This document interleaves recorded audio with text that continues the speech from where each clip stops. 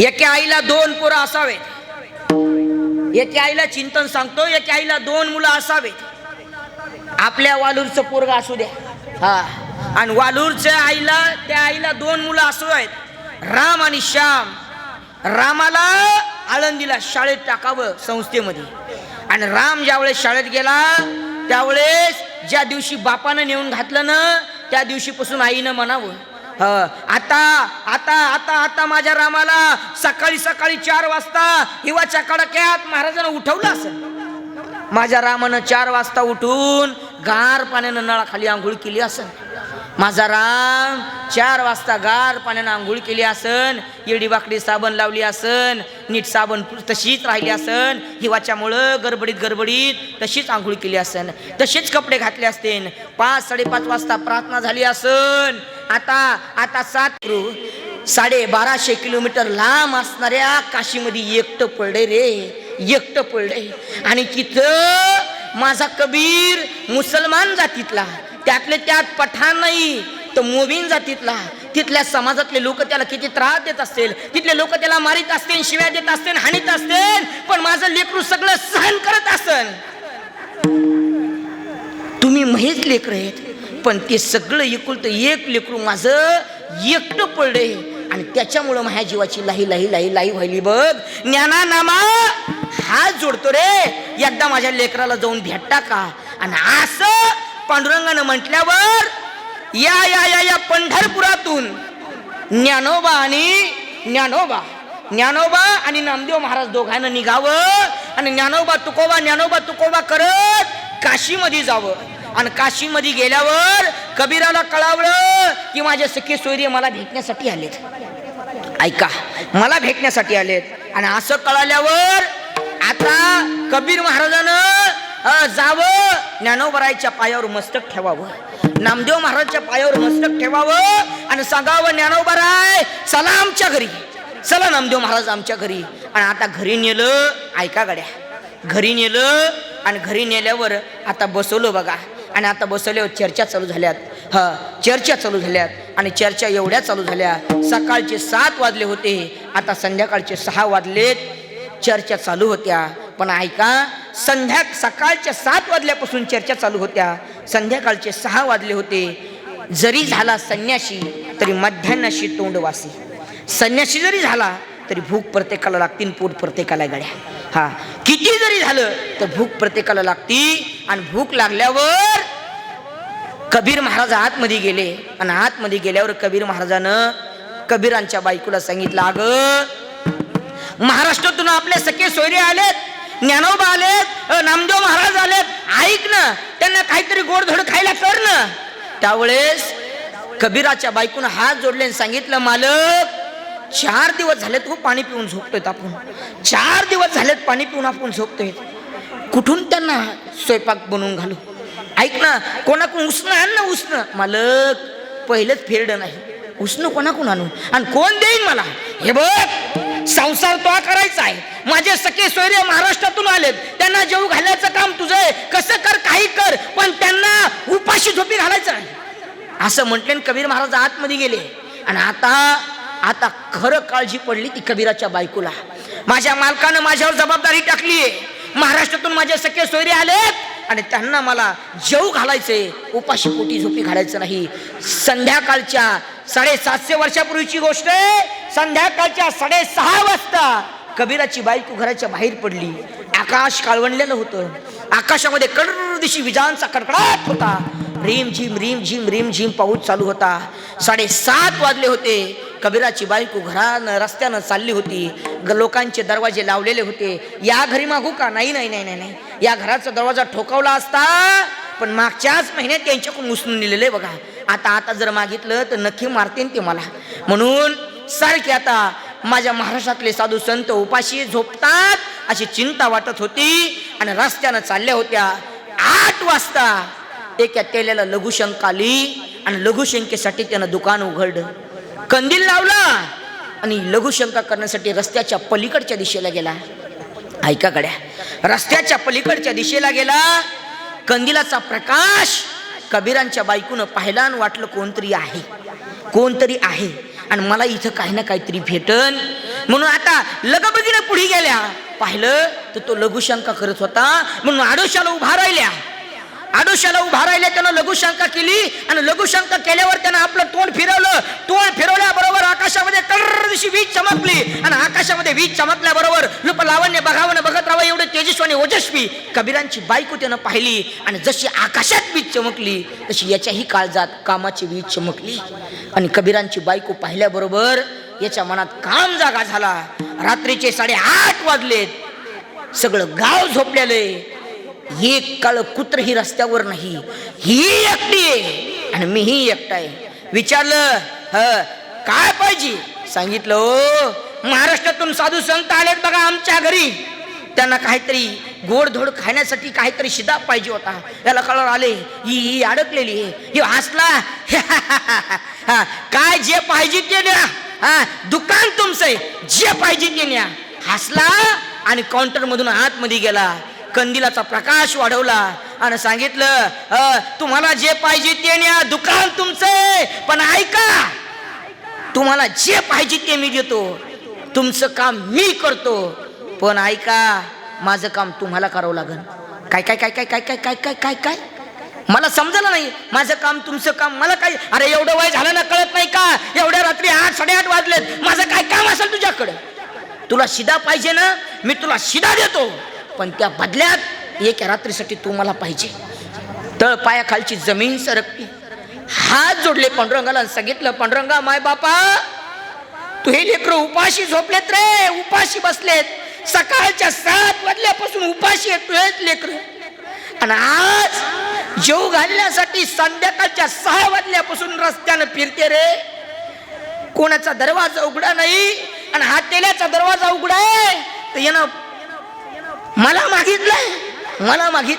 हरकत नाही पांडुरंगा, हरकत नाही. मला माहितीये एक वेळेस देह विकलेलं पाप कमी आहे, पण साधू संत उपाशी झोपी घातलेलं पाप जास्त आहे.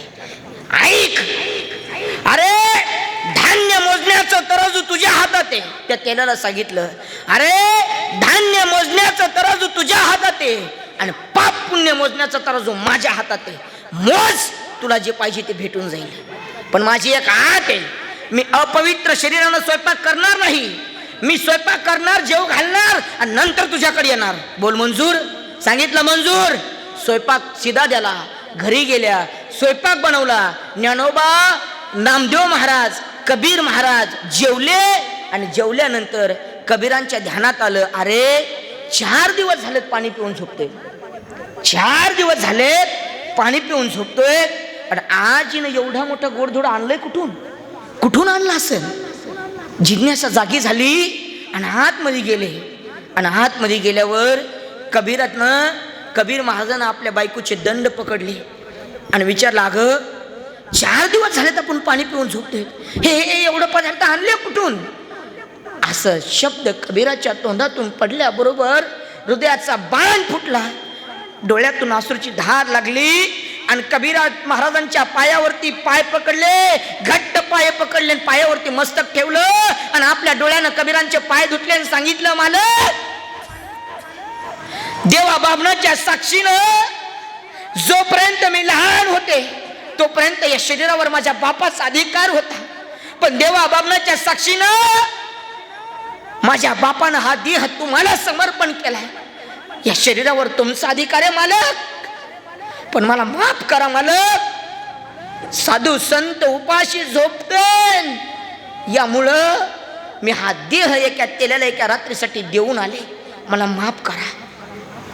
कबीरानं विचार केला अरे अरे अरे अरे महाराष्ट्रातल्या साधू संतांना जेवू घालण्यासाठी तू एवढा मोठा त्याग, अरे मी तुझ्या सोबत येतो, मी तुला घेऊन जातो त्या तेल्याकडे, आणि पाऊस पडायलाय, चिखल पडला असेल म्हणून तुला मी घेऊन जातो. म्हणून जसं माझ्या हनुमंतरायानं रामाला खांद्यावर बसवलं होतं तसं कबीर महाराजांना आपल्या बायकोला खांद्यावरती बसवलंय आणि घेऊन गेलेत. निघाले, जवळ गेलेत, दरवाजा वाजवला, ठक ठक दरवाजा उघडला आणि दरवाजा उघडल्यावर त्यानं कबीर महाराजांच्या बायकोला पाहिलं, म्हटल्याबरोबर आत या लवकर या. आतमध्ये आणलं आणि वाटलं बाहेर पाऊस पडायला आहे, आता पाय भरले असते म्हणून मग्यामध्ये पाणी आणलं तर पाय स्वच्छ आहेत. वाटलं चप्पल घालून आली असन म्हणून चप्पल घेण्यासाठी बाहेर गेला. तेवढ्यात वीज चमकली आणि चमकणाऱ्या विजेमुळे कबीरांची दृष्टी त्याच्यावर पडली. आडोशाला उभा असलेले कबीर महाराजांची दृष्टी त्याच्यावर पडल्याबरोबर जशी आता आकाशात वीज चमकली तशी याच्याही काळजात वीज चमकली. पण आकाशातली वीज ज्यावेळेस आधी चमकली होती ती कामाची वीज होती, पण आता जी वीज चमकली ती वैराग्याची वीज होती. आणि धावत पळत गेला आणि विचारलं, अरे अरे हे बाहेर कोण? सांगितलं, या देहाचे मालक कबीर महाराज आहेत. हा, हे तुझे मालक आहेत? नवरा आहे तुझा? हा. तुला तुला तुला तुला ये आणलं? हा, माझ्या मालकानं मला इथं आणलंय. त्यावेळेस त्याला कळलं, अरे ही कोणतरी महान पतिव्रता आहे आणि मी माझ्या एका महान पतिव्रतेसोबत छळ करत होतो.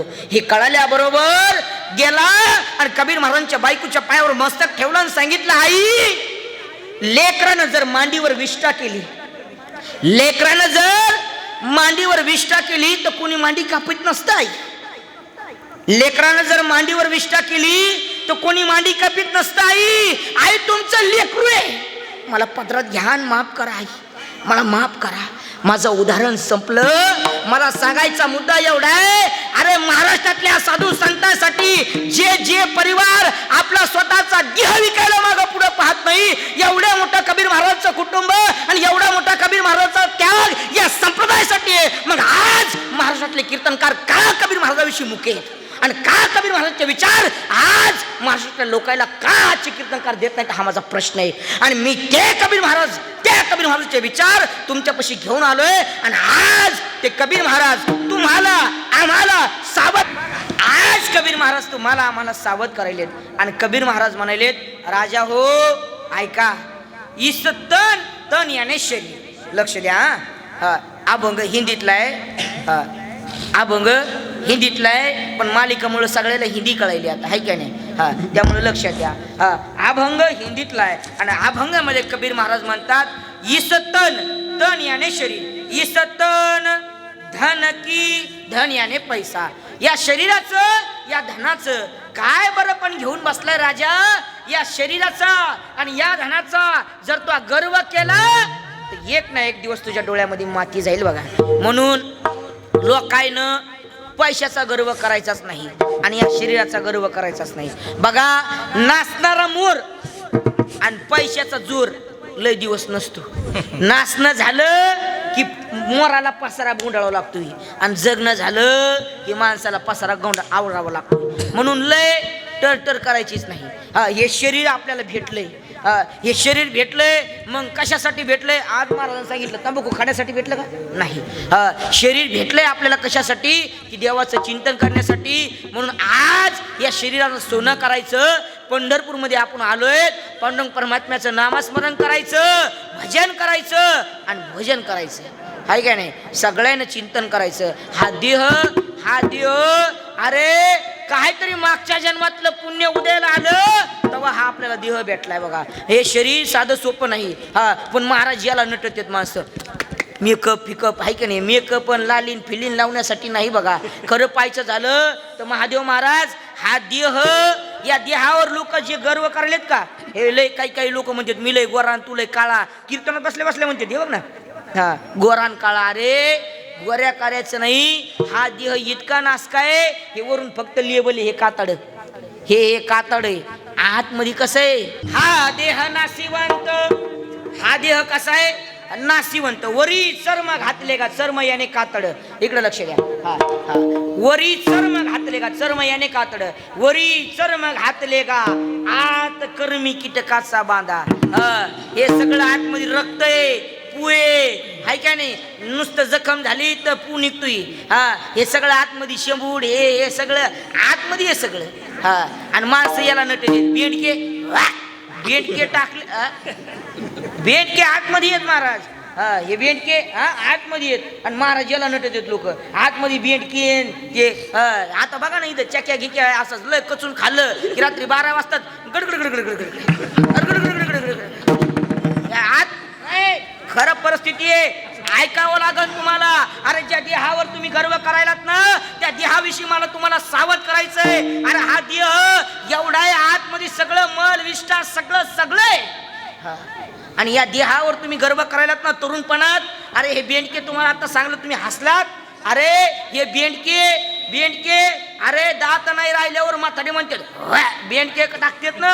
बेंडके टाकल्यावर अहो सगळ्यात जास्त तुमच्यावर प्रेम कोण करते? तुमची बायको. खरं बोलले. सगळ्यात जास्त तुमच्यावर प्रेम कोण करते? तुमची बायको. आणि करायला पाहिजे. हा आणि तुम्ही बी बायकोवर करायला पाहिजे. पण ऐका ती बायको तुमच्यावर प्रेम करते कुठपर्यंत? अरे तुम्ही म्हातारे झाल्यावर तुमच्या बेंडके टाकायला लागल्यावर जी बायको टाकायला लागल्यावर ती बायको काय म्हणती? महाराज म्हणतात बाईल म्हणे बाय म्हणे बाईल म्हणे खर मरता तरी बरे. बायको म्हणती बाईल म्हणे खर. खर म्हणजे म्हातार. बाईल म्हणे खर मरता तरी बरे नासियेले घर तुमकोन या. अरे म्हातार मारायला पाहिजे घर नासवायला बेंडके टाकू टाकू. बायको म्हणते मलाच कळलं मी काय करावं. मग लग्न झालंय पोरग झालं मला वाटेल कुठं जावं आता काय करावं अवघड. बायको म्हणती जिच्यासाठी सगळं आपण संपत्ती हे ते सगळं करतोय ती बायको. मग माणसानं जर बायको आपल्याला शेवटला असं म्हणती मग या शरीराचं काय खरं? काय खरंय? पण माणसं याला हे इस्त्रीचे कपडे हे ते नटत येत वरून याला मला महाराज नटण्यासारखं नाही. हे जाणार हे देवानं तुला दिलं तर हे धन कमिण्यासाठी नव्हतं दिलं. हे इस्टेट हे पैसा कमिण्या. अरे मिली ती जिंदगी तुम्हें किसी के काम आने के लिए. मिली थी जिंदगी तुम्हें किसी के काम आने के लिए पर पूरी जिंदगी गवा डाली तूने कागज का टुकड़ा कमाने में. मिली थी जिंदगी तुम्हें किसी के काम आने के लिए पर पूरी जिंदगी गवा डाली तूने कागज का टुकड़ा कमाने में. अरे क्या करोगे इतना कमा कर? क्या करोगे इतना कमा कर? मरने के बाद ना जेब में काय म्हणते ते वरून ते टाकते ना. मरने के बाद ना कफन में जेब होती है ना शमशान में आरमाली. हाँ और मौत के फरिश्ते रिश्वत भी नहीं लेते. मग एवढं जर अरे पोरग वाटा लावलं की 5-10 दिवसात मोकळं होते. बाई रडती. बाई कुठं येते 20व्यापर्यंत येते. पाहुणे रावणे जाळूस्त्री येतात. मग त्याच्या पुढे सगळं आपणच जाणार आहेत म्हणून या शरीराचं काय खरं नाही. आपण जाणार आहेत म्हणून या शरीराचा गर्व करायचा नाही. या धनाचा गर्व करायचा नाही. का? अरे तुमच्याकडे लय झालं तर 10, 15, 20, 25 किलो सोनं असेल. पण ऐका ऐका ऐका ऐका आपला टाइम झालाय. ऐका अरे रावण साहेबाची लंका सोन्याची होती. हा झाले आपल्याकडे 10 मिनिट राहिले. रावण साहेबाची लंका सोन्याची होती. रावण साहेबाची आणि कृष्णा भाऊची द्वारका सोन्याची होती. रावण साहेबाची लंका सोन्याची होती आणि कृष्णा भाऊची द्वारका सोन्याची होती. कृष्णा भाऊची बुडाली आणि रावण साहेबाची जळाली. आणि आपलं कुठं? आपलं काय काही खरं नाही की ह्या धनाचं शरीराचं काय घेऊन नाही बसले. मोठमोठे गेलेत. ऐका एक उदाहरण सांगेन. आपल्याकडे राहिलेत आता फक्त 11 मिनिटं. ऐका एक उदाहरण फक्त एक उदाहरण सांगेन. मावशी हा आपलं घडीवर असते टाईमवर असते. उग कशाला उग होय तू मला ताण होय मागापासून मागच्या काकू गिळूनच घेईन मग तुला. नाही थांब घेतो मी सोडतो काय विषय नाही आहे की नाही. ऐका अरे मोठमोठे गेले हो मोठमोठे. एक उदाहरण सांगेन. ऐका किती मोठमोठे गेलेत. अरे ज्या वेळेस रावणानं रामाचं मायवी मुंडकं तयार केलं. ऐका गड्या रामाचं मायवी मुंडकं तयार केलं महाराज आणि त्याच्यावर कपडा टाकला झाकवलं. Same to same Ram. Same to सेमच राम. आणि गेले ते परातीत मुंडकं घेतलं. ऐका मावशी मावशी मावशी इकडे लक्ष. हे तुमचं आहे का? भाऊ नाही इकडे लक्ष सांगायलो मी इथं उगा आता होय एक जाऊ द्या सोडून द्या. इथं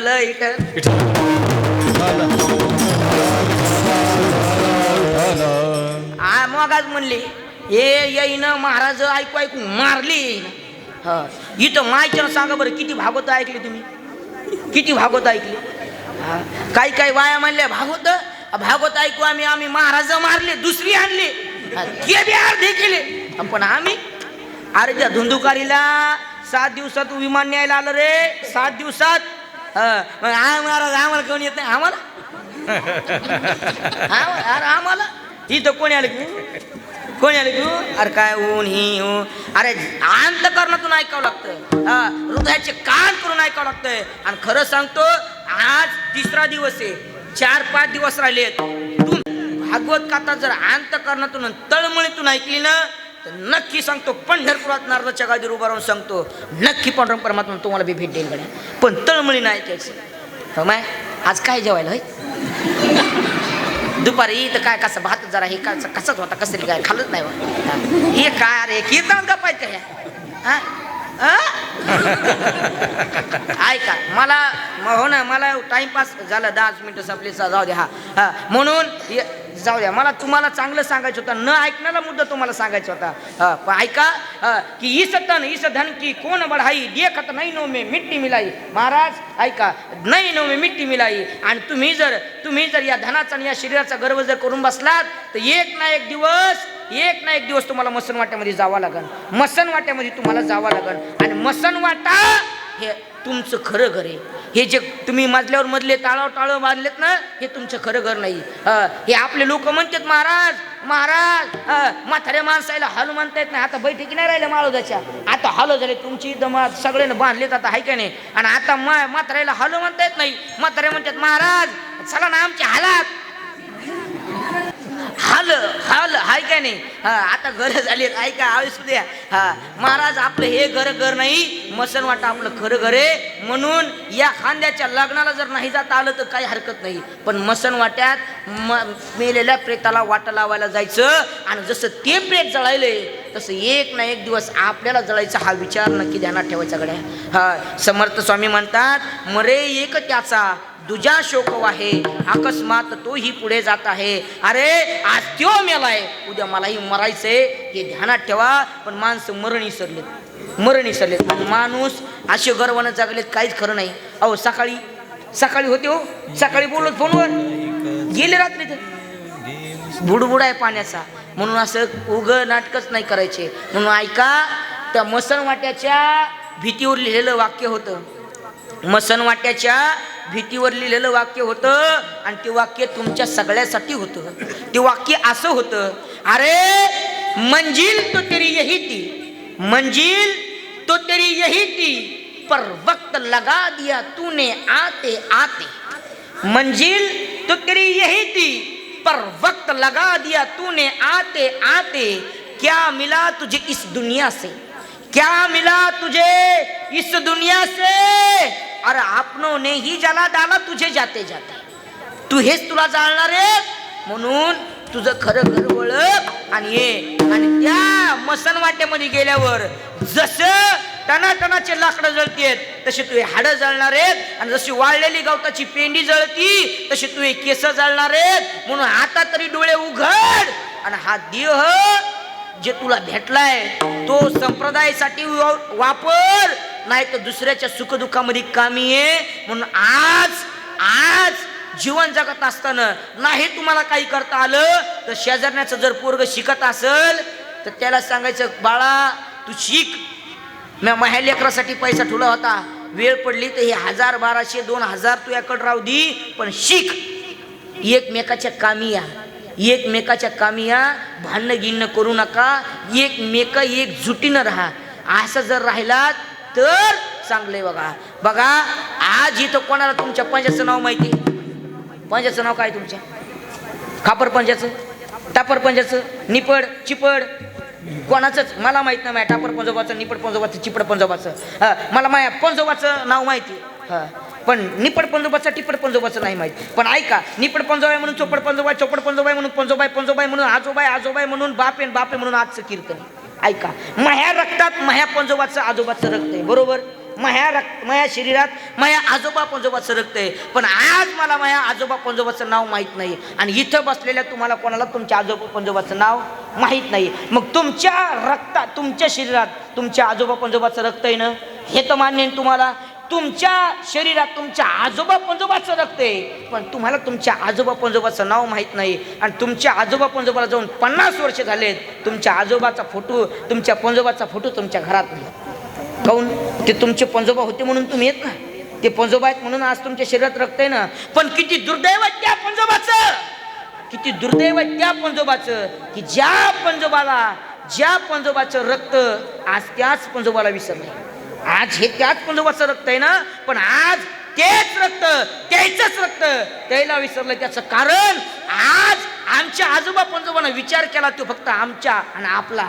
आमचीच गाडी, आमचीच माडी, आमच्याच बायकोची गोलगोल साडी, एवढा विचार आमच्या आजोबा पंजोबाने केला. म्हणून आज आम्ही आमच्या आजोबा पंजोबाला विसरून गेलोय. पण ऐका, आज भगवान बाबानं, ज्ञानोबरायनं, सोपान काकानं, जनाबाईनं, मीराबाईनं, तुकोबाईनं छत्रपती शिवाजी महाराजाला जाऊन आज 450 वर्ष झालेत आम्ही छत्रपती शिवाजी महाराजाला विसरत नाही. त्याचं कारण जे रक्त समाजासाठी जगतं त्या रक्ताला समाज कधी विसरत नाही. आणि जे रक्त स्वतःसाठी जगतं त्या रक्ताला त्याचेच रक्त विसरल्याशिवाय जात नाही, राहत नाही. म्हणून आपल्या रक्ताला, आपलं रक्त आपल्याला सुद्धा आठवणीत ठेवावं. असं जर वाटत असेल तर हा देह लोकांसाठी यूज कर, लोकांच्या कामी आण. नाही तर कबीर महाराजाला दया आली, तोंडावर हात फिरवला आणि सांगितलं, राजा अरे कहेत कबीरा सुन मेरे गुनिया, आप मरे पीछे डूब गई दुनिया. विठोबा